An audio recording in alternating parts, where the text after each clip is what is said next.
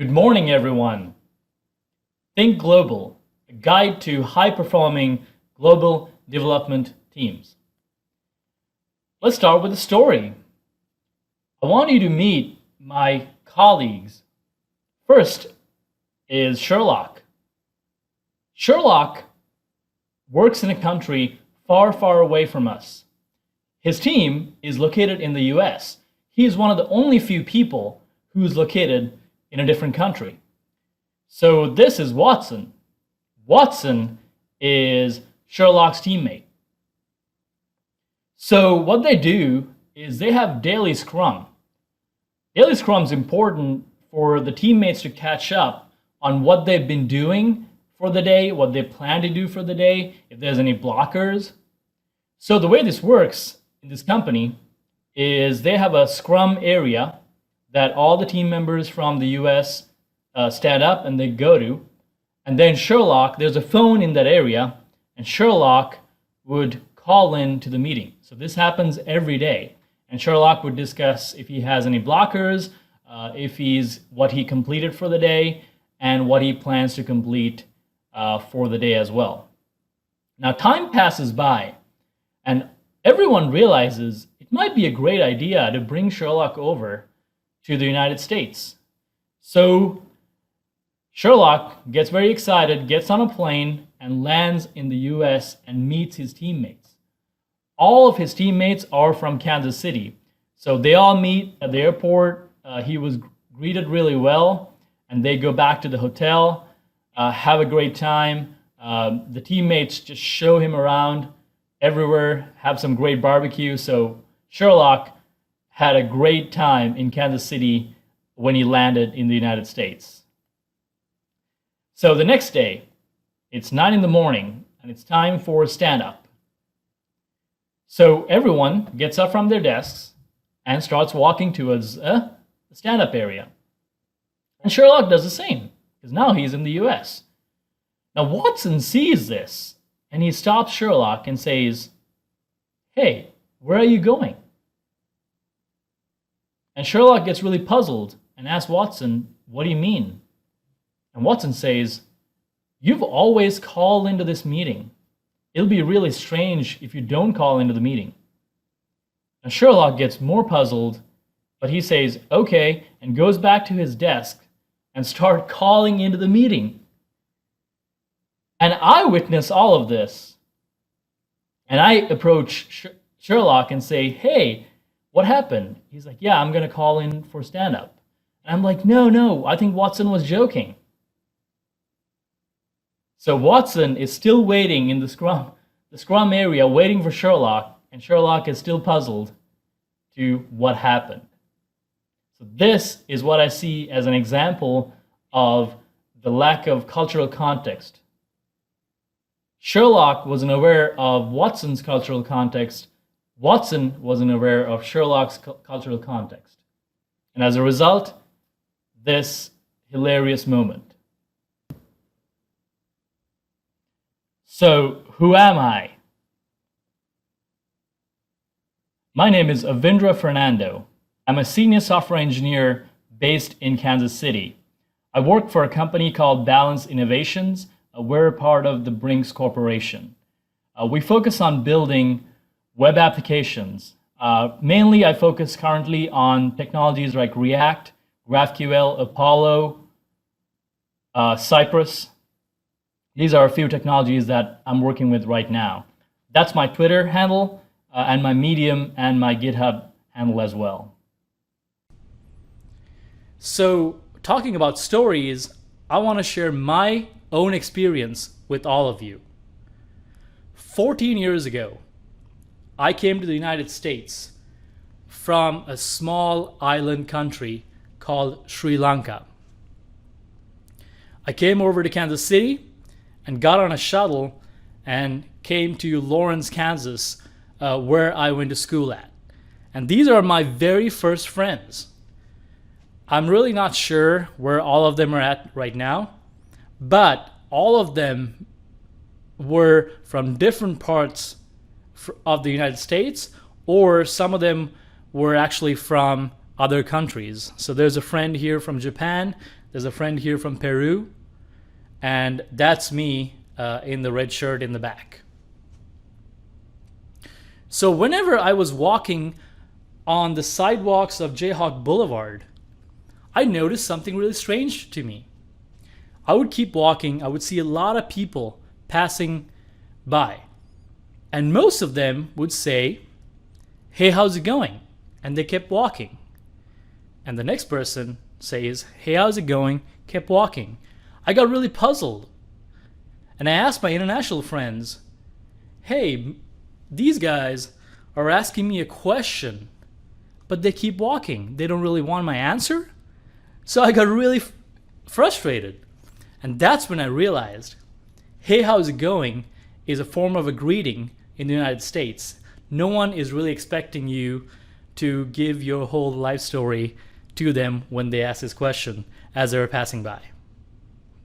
So another example of the lack of cultural context from my part, and also from the lack of cultural context from my US colleagues' part, of not recognizing that.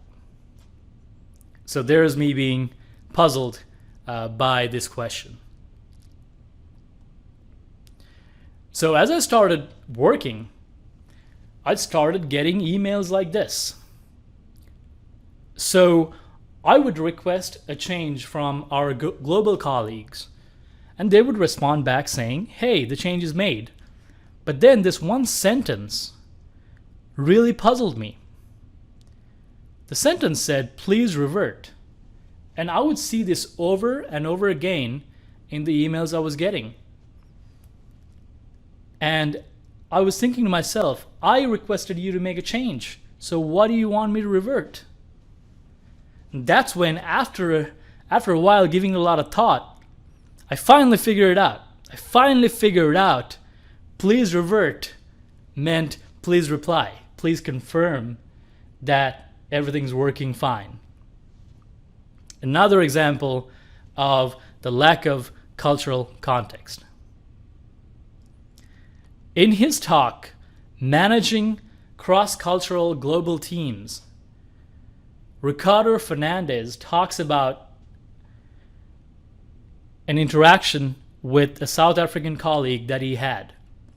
He was talking to a South African colleague over IM, and they end the conversation by the South African colleague saying, "Hey, let me call you just now." So Ricardo goes back to his office, waits by his phone, and time passes by. He waits for 5 minutes, he waits for 10 minutes, he waits for 15 minutes, and still no call from his colleague. So he decides to pick up the phone and call his colleague and says, "Hey, weren't you gonna call me just now?" And the South African colleague said, "Yeah, I was gonna call you just now."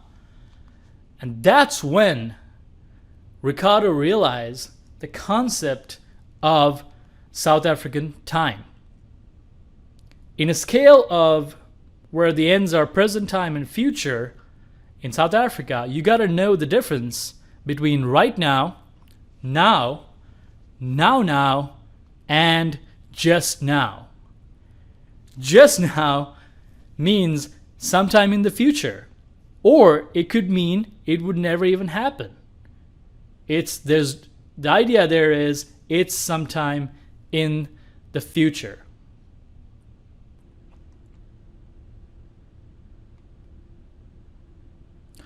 We live in a world where we have the globe at our palms, thanks to the internet.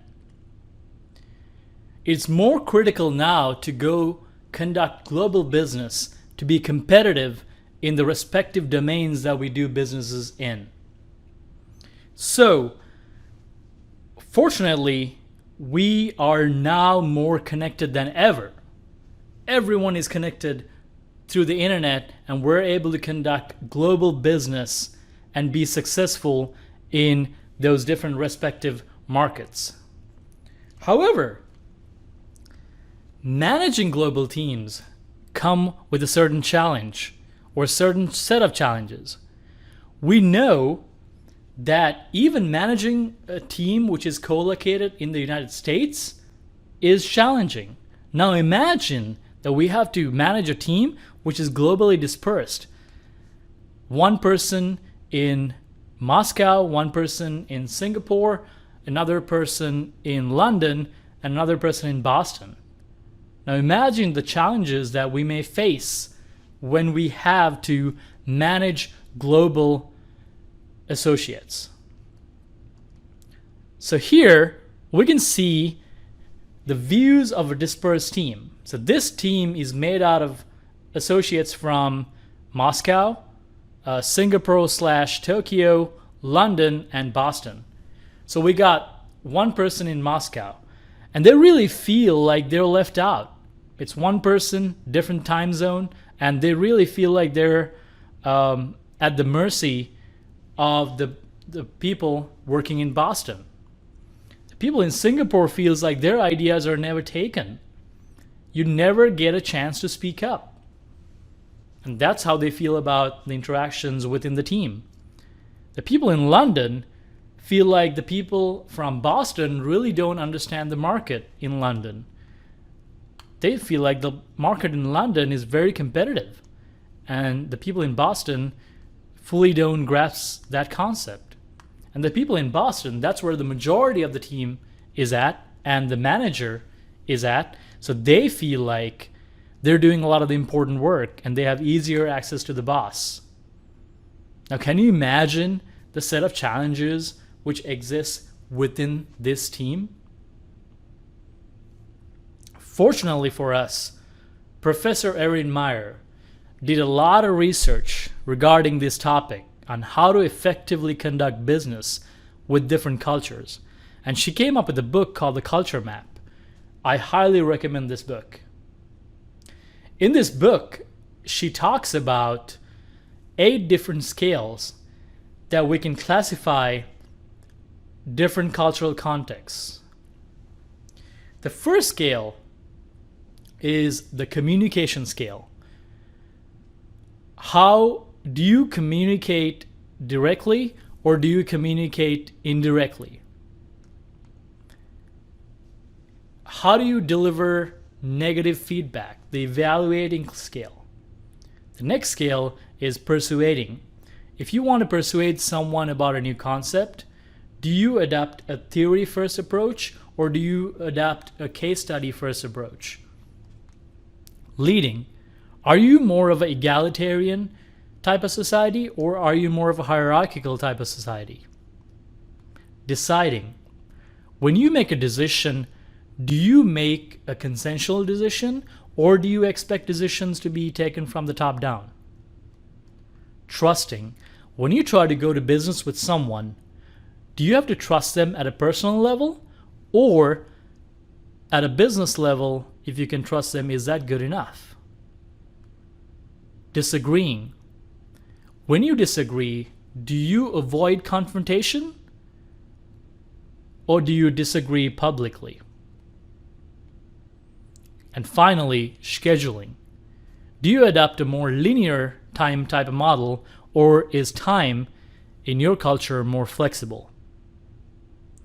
These 8 scales that Professor Erin Meyer mentions in her book, The Culture Map, help us understand how we can address some of the cultural challenges that we're facing today and how we can reconcile some of those challenges and move forward by making progress in when we're conducting business. So, a reader asked Professor Erin Meyer, is stereotyping cultures in this manner very useful? Isn't every individual different? To which she answers, absolutely. Every individual is different. However, if you're located in a certain geographical region, there is something called that area's culture, which is going to have a lot of influence in you. Hence, you will share a lot of cultural contexts with people who are located in that area. So it is important when we talk about this topic to understand the cultural differences first, and then we can focus on the individual differences. Now you can think of it as if we were to ask a group of people who are co-located a set of questions, you would get a variety of answers. But if you analyze the answers, you'll realize most of the answers will fall right in the middle, and you would always have individuals who differ from the collective opinion. So they would be on the two spectrums of the bell curve. Now let's dive into the different scales that Professor Ehrenmeyer mentions in her book, The Culture Map. The 8 different scales. The first scale is the communicating scale. In this scale, the two ends are the low context communication and high context communication. Low context communication is direct, straightforward communication, whereas high context communication is more about reading body language, reading the environment, reading between the lines to figure out what was said. That's what's considered effective communication in a high context culture. Low context communication is more about mean what you say what you mean. So we see that the United States is considered a low context communication culture. In fact, it is the most low context communication culture in the world. And there's a reason for that. The reason is when the early settlers moved in to the United States, they all spoke different languages.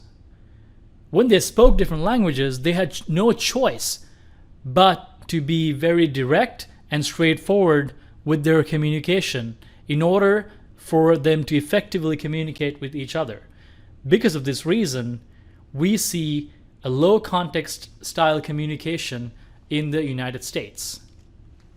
Whereas in a country like Japan, what's considered effective communication is related to one's ability to effectively read body language, effectively read the environment, and effectively read the air, as they call it.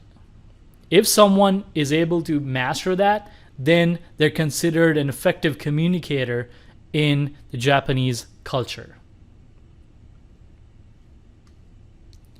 So the advice that Professor Ehrenmeyer has when you conduct business with a culture who is low context and with a culture who is high context is effectively, if you are globally dispersed, it's more effective to have low context communication to avoid misunderstandings. Now let's look at the evaluating scale. Although the US is considered a low context communication culture, when it comes to giving negative feedback, the US has a very interesting position in this scale. It falls right in the middle. So the scales are direct negative feedback versus indirect negative feedback.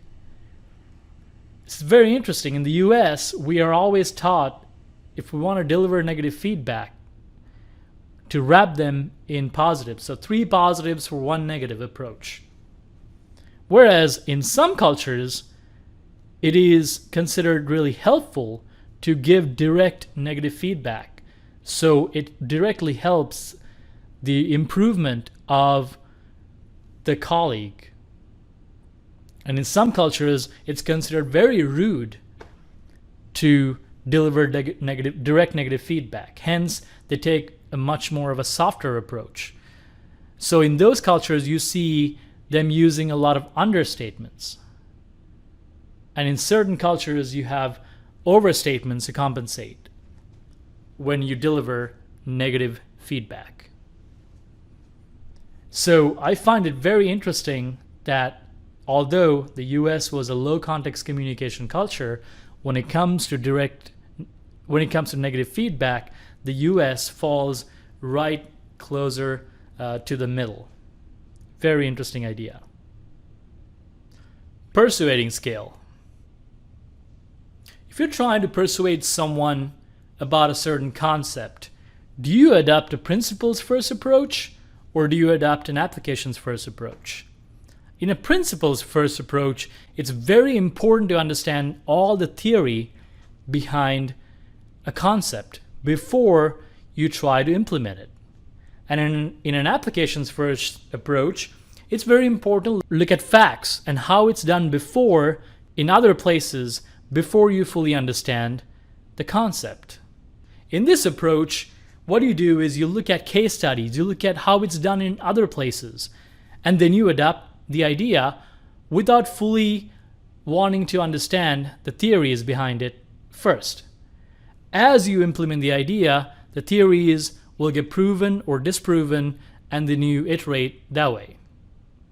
Now, in a principles first approach, it's very important to understand all the theories behind the concept before you look at examples, before you look at how it's been implemented elsewhere, and before you adopt the concept in your own culture, at your own company. So, one advice in this type of situation is if you're doing business, if you're from an applications first culture, and if you're doing business with the principles first culture, it's a little more important to provide the answer to the why before you ask someone to go do something. One of the challenges that global associates face when they are working with US managers is sometimes not understanding the why behind a certain ask. The US manager would ask something of you, but really wouldn't explain the why behind it. And it's very important for some cultures to understand the why before you go do something. So similarly, if you are from a principles first culture working with an applications first culture, try to minimize the amount of theory, minimize the amount of concepts that you provide when you ask someone to go do something. Make it a little more actionable. And that way, I think we can come to a middle ground when it comes to conducting business with an applications first culture and a principles first culture. The next scale is the leading scale.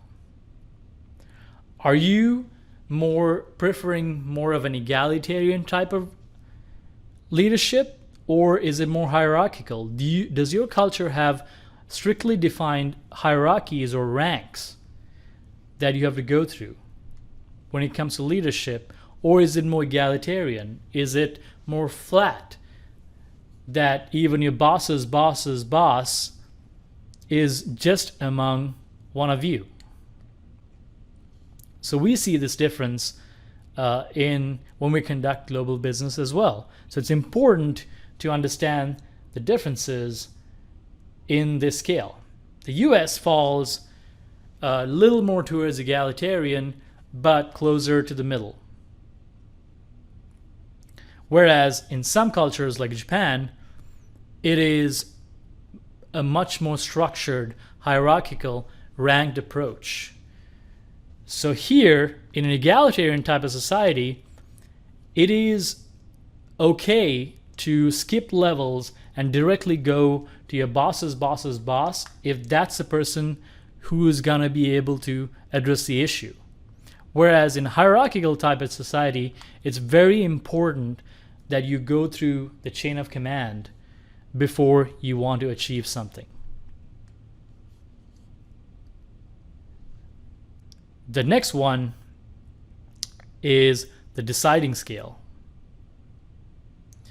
In the deciding scale, it's all about when you're trying to make a collective decision, is it more consensual or is it more top-down? Do you expect decisions to be taken from the top down, or do you gather and ask for everyone's opinions and decide collectively on what's best for the company? The US falls right in the middle of the scale. Now, it's very interesting to point out, just because a culture has a hierarchical leadership structure does not necessarily mean the decision making is top down. One good example is Japan. We saw in our previous slide, Japan had very hierarchical, ranked leadership structures. However, when it comes to decision making, it's more consensual in Japan. All the managers who are at the same level would collectively decide on a certain decision and then pass it to the next level above. Then they would all decide collectively, pass it to the next level above. So ultimately, the decision-making process is a collective process. So it's important to note that the leadership scale and the deciding scale could differ drastically even among different cultures. So in a consensual type of society, you would have everyone collectively gathering and making decisions.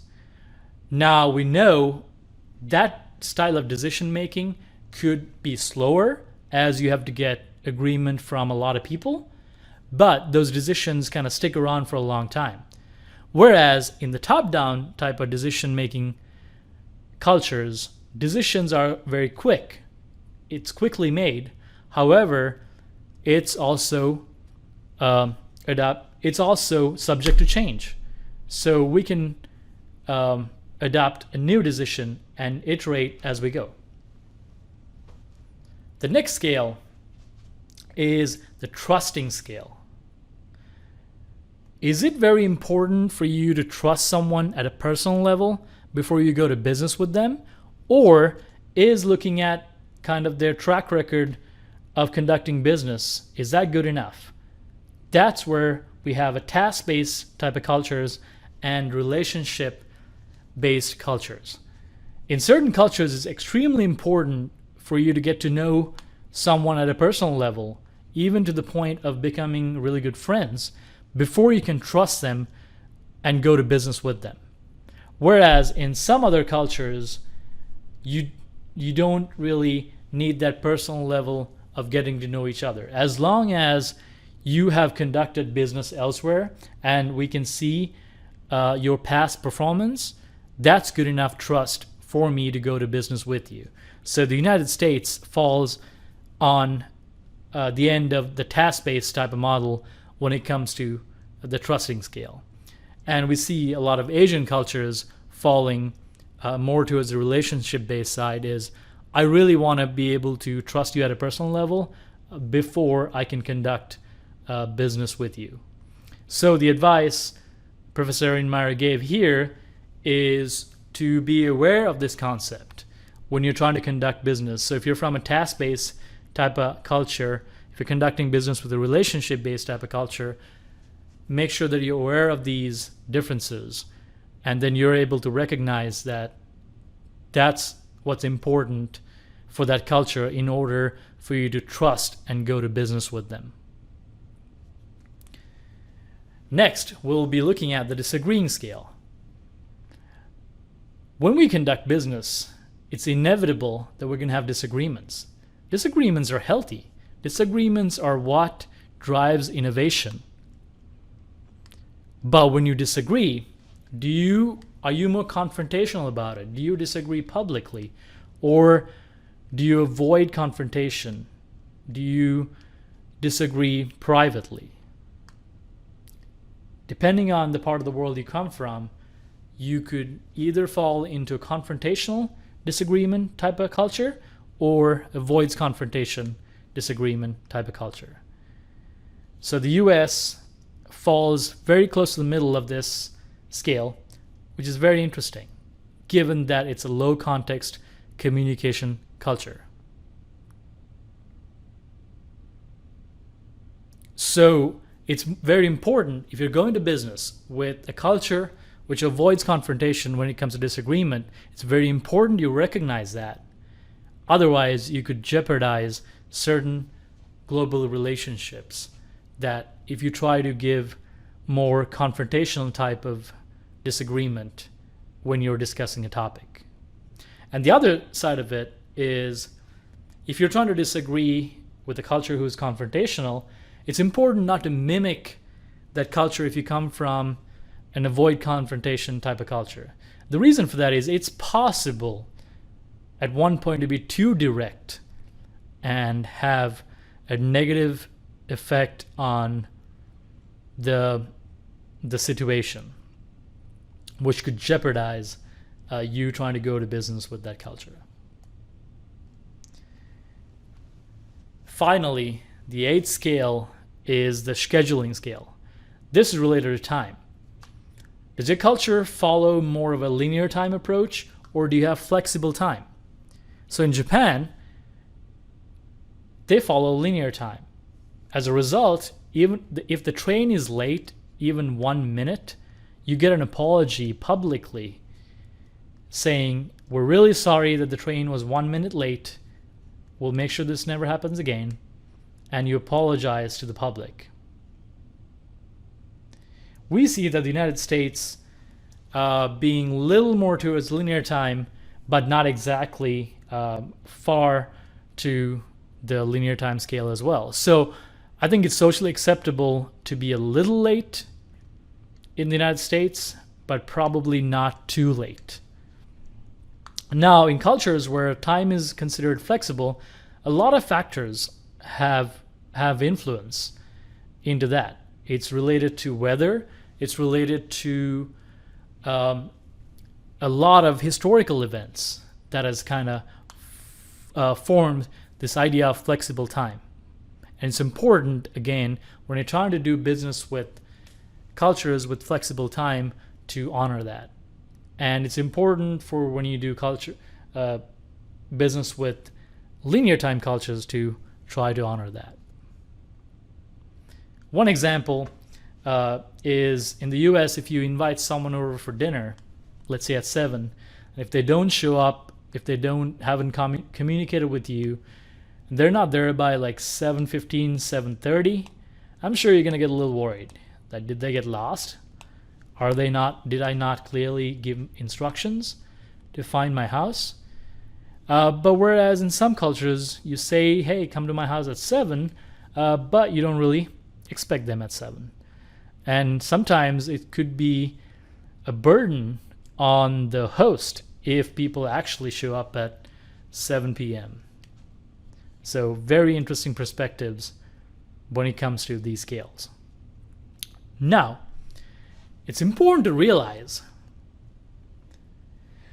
what really matters here is not where each other falls on these scales, but the relative positioning of each other.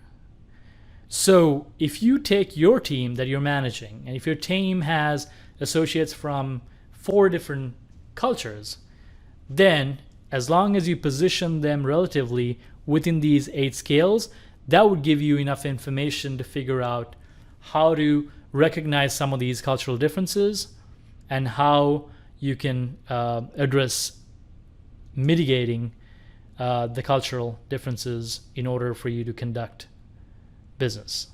So we see here, we have from top to bottom, we have emotionally expressive, emotionally unexpressive, and then from the left to the right, we have confrontational and avoids confrontation. If you scale, if you on this scale, if you take and place different countries and different cultures, you see that they fall all over the place.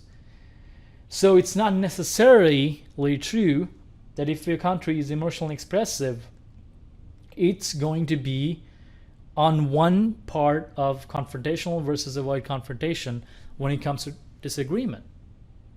Some cultures could be emotionally expressive and also tend to avoid confrontation, whereas some cultures are probably more confrontational about it.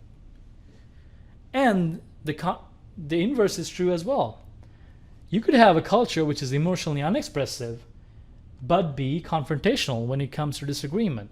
Or you could have emotionally unexpressive and try to avoid confrontation. So what's really important when you do this mapping exercise is to really figure out the relative positioning between the different cultures that you're trying to conduct business with. So as individuals working in tech, what can we do? So I'd say we can adapt the concept of the 3 R's. The first R is recognize. Recognize that there is something called a difference in cultural context. Recognize that there are cultural differences when you associate with global colleagues. The second thing is to respect the difference in opinion. First step, understand. Second step, respect the difference in opinions. Now, merely recognizing and respecting is not enough for us to move forward. What we need to do is the last R, which is reconcile. So respect those differences, then talk about ways on how you can reconcile the differences to move forward, to make progress at your workplaces. So I would want to share a few tips that I've found personally helpful to my life when I was trying to conduct business with global colleagues or when I was working with global colleagues in my teams. The first thing is to use video conferencing. Now I understand today this is almost a given because of what's happening around us right now. Prior to this year, this was not very common. I think a lot of people were talking about the benefits of going remote, being a remote company, embracing the idea of using video conferencing to make up for the fact that you're not in the office. So today, I think we are all embracing this concept. So I'm kind of glad we've got a head start.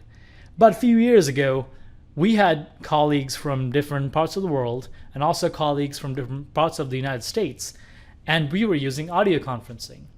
And that oftentimes got pretty challenging. With video conferencing, you really get to see the person, see their body language. So we know that body language plays a big part when it comes to communication. 55% of communication is through body language. You know when someone's happy. You know when someone's sad. You know when someone is a little tired. But if you're not with them, if you can't see them, it's really hard to figure those out just from our voice. So it's very important that to turn on your camera and be on video conferencing when you are working with your global colleagues and even your colleagues within the United States if you are remote. Everyone gets a chance to speak. When you conduct meetings, make sure that every team member gets a time slot to express their opinions and ideas. Now you realize in certain cultures, it's probably considered rude to talk over someone else. So as a result of that, if you have teammates from such cultures, you would not get their opinion. And oftentimes, I've heard people say, oh, they have nothing to contribute, when that was not the case. They had a lot to contribute. They just didn't know when to speak up. So if you are the leader of the meeting, or if you are a person assuming the position of the leader, ensure that every team member from across the globe is getting a chance to speak and express their ideas and opinions about the topic that you're discussing. I actually had a teammate, she was working in Texas, and after every meeting, she would tell me, she would IM me and say, hey, I really wanted to contribute a lot, but I never got a chance to speak. And I would ask, what happened? And she says, yeah, I just never knew when to start speaking because I just didn't know when people in the room were gonna stop talking. Because we were doing audio conferencing, so she had no way of figuring that out. very easily. And initial days, we were also not doing a good job of making sure that every team member gets a time slot to speak. So fortunately, we were able to, the leader of the meeting, the Scrum Master, ensured that we have opportunity, we've given the opportunity to all the team members in the room to speak. Next, learn from one another. Very important. Leverage your international friends. If you have a friend from another country, try to learn a little bit about their culture. Because in the future, if you do happen to go to business, or if you do happen to work with a colleague from that same exact country, now you're aware of a little more cultural context, which is going to help when you try to interact with that individual daily. So in tech, what we could do, a couple things. If we're a developer, we could do global code reviews. For a designer, we could do global design reviews. We can have global product review meetings. And you can really see how people give and receive feedback. People share new ideas that we haven't even thought about before. This really drives innovation. So it's extremely important for us to embrace the idea of learning from one another, and especially in a global context, because you're going to be exposed to perspectives that you've never thought were possible, and to approach a problem with a unique set of solutions. And you're going to be able to be very creative with getting global perspectives into solving the issue.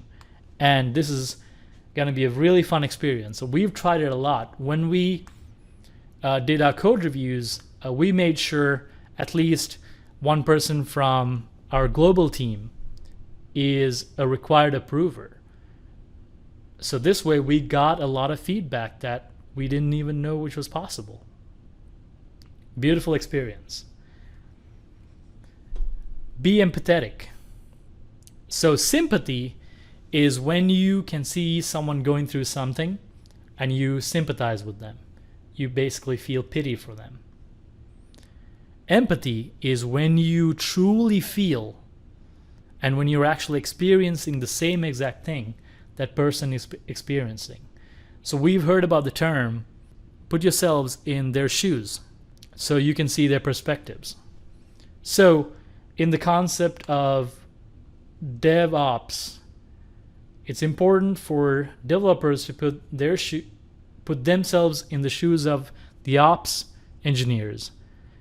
And it's important for the ops engineers to put themselves in the shoes of the developers. A lot of friction that we had in the past with development and operations could be solved if each other saw their perspectives. And this gets magnified when teams are located across the globe. So very important to embrace the idea of being empathetic.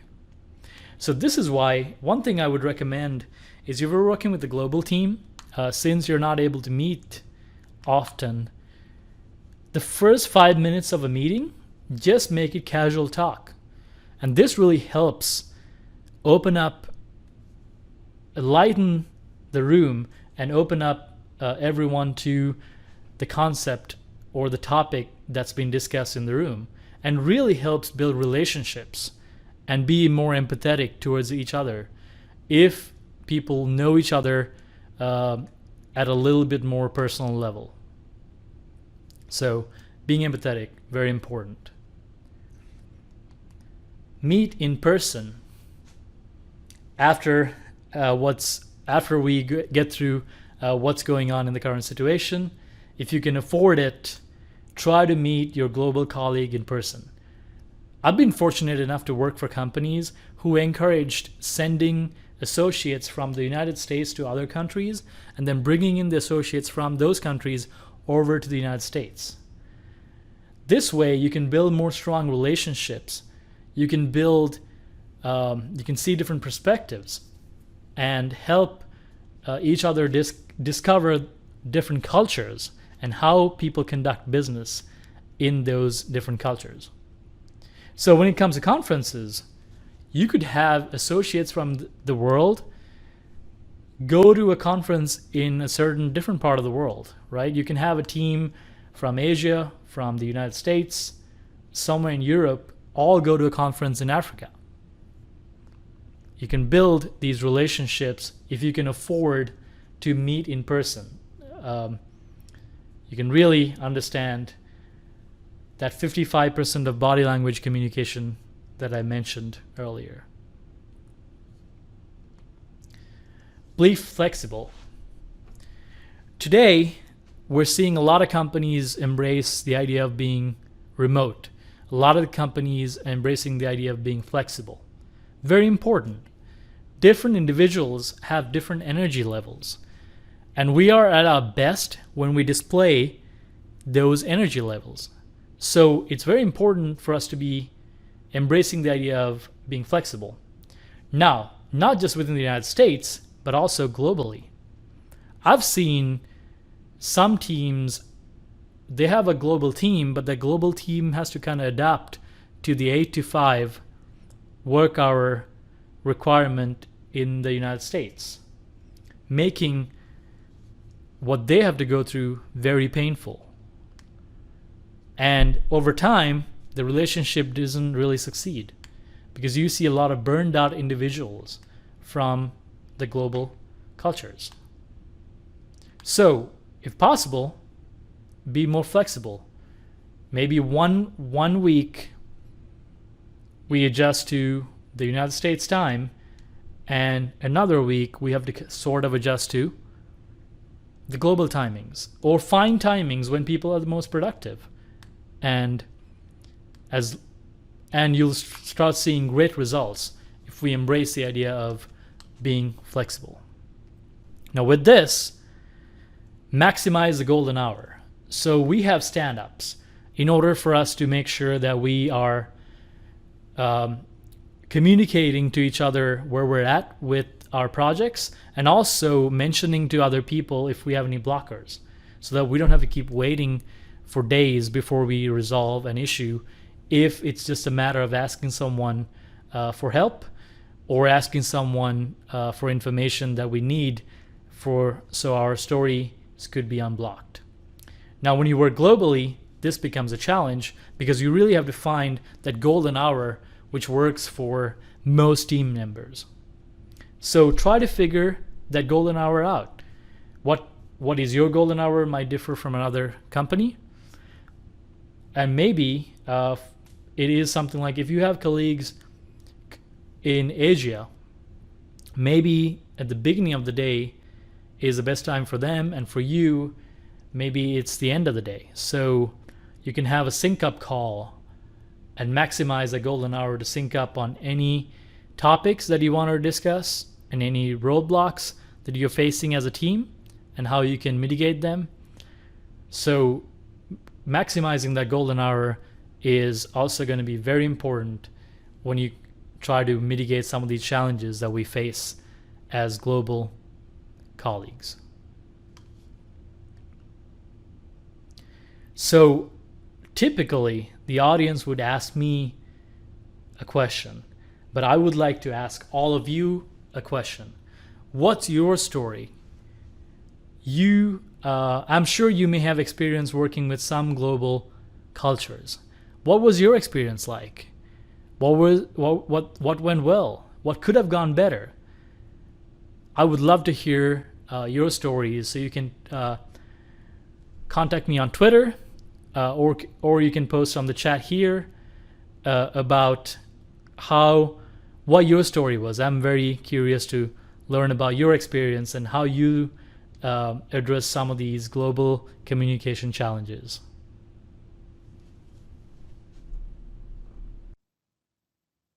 We live in a world where global communication is a key to the successes of our businesses. It is important to get the perspectives of global individuals to remain competitive in the ever-changing global markets. I want to thank everyone for listening. I want to thank Chad for putting up such a great show I want to thank the sponsors for helping Chad put up this great show despite the current situation. So thank you all. And if you have any questions, you can ask me over chat, or you can reach out to me on Twitter. Thank you so much.